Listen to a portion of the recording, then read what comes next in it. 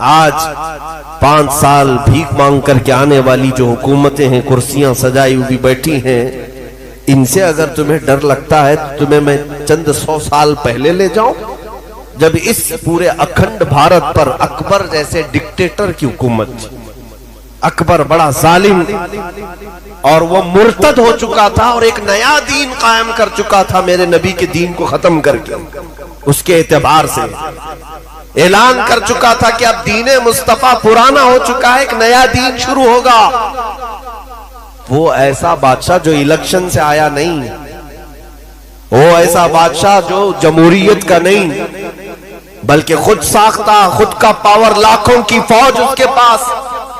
उस वक्त का भारत, उस वक्त का हिंदुस्तान जिसमें पाकिस्तान, बांग्लादेश, अफगान की सरहदें, ईरान की सरहदें भी आती थी, इतना बड़ा भारत का वो अकेला बादशाह जब ये ऐलान कर दे, तब तो हालात और कितने खराब रहे होंगे। आज जो लोग कहते हैं ना हालात खराब है, उस वक्त एक जालिम की हुकूमत है, फौज उसके पास, पुलिस उसके पास। बादशाह के खिलाफ कोई कह दे बात तो वो तो मौत की सजा, फांसी पर चढ़ जाएगा। लेकिन जब नया दीन वो शुरू किया, उलमा भी थे, मदारिस भी थे, मस्जिदें भी थी।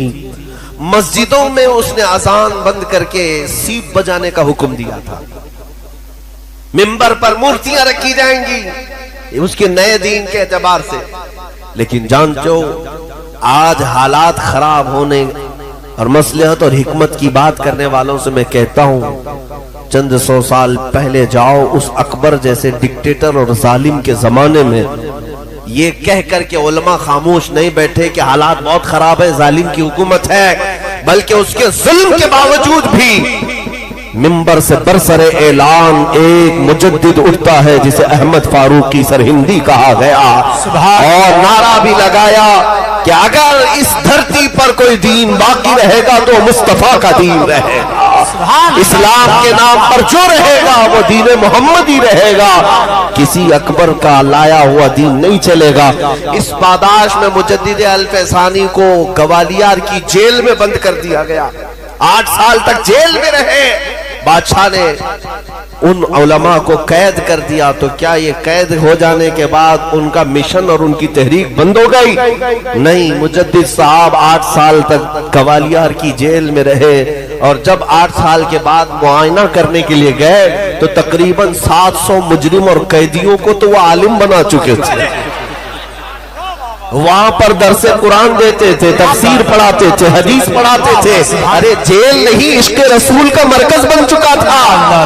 हाँ, तुम अगर आशिकों को छोड़ोगे वो जहां बैठेंगे वही दिया रोशन करेंगे, जहां चिराग बुझाओगे, कोशिश करोगे, अल्लाह ताला वहीं से चिराग रोशन करेगा। आप समझे, मैं अक्सर कहा करता हूं, बरेली वाले आपके पास तारीख मौजूद है।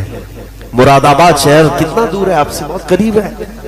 मुरादाबाद शहर का एक मुजाहिद ऐसा जिसका नाम ताजीम से आला हजरत भी लिया करते थे, सुभान अल्लाह। वो कौन है? अल्लामा किफायत अली काफी रहमतुल्लाह अलैह। आला हजरत फरमाते हैं नात, बहुत सारे लोग नात लिखते हैं, बहुत सारे लोग हुजूर की बारगाह में अशार लिखते हैं। वक्त का मुजद्दिद इमाम अहमद रजा फाजिल बरेलवी ये फरमाते हैं, अगर मैं किसी की नाते सुनता हूं तो मेरे मरहूम भाई इमाम ज़मन हसन रजा बरेलवी की, या तो मौलाना किफायत अली काफी, सुभान अल्लाह। आला हज़रत जिनकी नाते सुनते हो वो किफायत अली काफी। हाँ, वो ऐसे ही मामूली कोई आम शख्स नहीं था, ऐसा आलिम रब्बानी के जिससे पूरे अंग्रेज थर्राते थे, खौफ खाते थे। एक बात याद रखो कि इन जालिम हुकूमतों को अगर सबसे ज्यादा डर लगता है तो हक बोलने वाले उलमा से डर लगता है। जी बेशक। बाकी ये लाखों की फौज, हजारों की तादाद से घबराते नहीं, उनको मार भी देते, काट भी देते, लेकिन इनको पता है एक आलिम हक बोलने वाला अगर जिंदा रहा तो फिर ये करोड़ों को बेदार कर देगा। किफायत अली काफी को इस बात के लिए अंग्रेज बार बार परेशान करते रहे कि आप हमारी हुकूमत के खिलाफ ना बोलें, आप खामोश हो जाएं, हम आपको अपनी हुकूमत में ओहदा दे देंगे, हम आपको नजराने भेजा करेंगे, तोहफे भेजा करेंगे जैसे दूसरों को भेजते थे।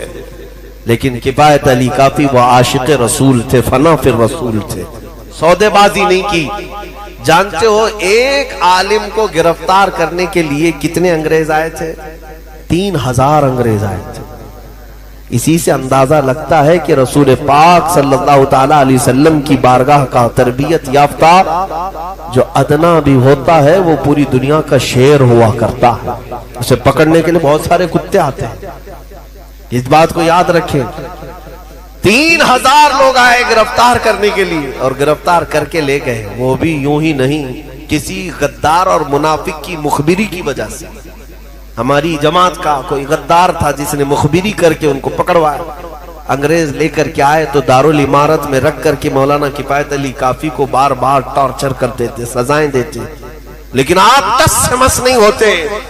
हुजूर पाक की इज्जत और हुजूर पाक की नामूस की हिफाजत किसे कहते सुनो। रात के वक्त अंग्रेज गरम स्त्री उनके जिस्म पर फेरते थे, स्त्री को गरम करके उनके जिस्म पर फेरा जाता था, प्रेस, और जब चमड़ी जल जाती थी तो जिस्म पर नमक छिड़कते थे, नमक डालते थे।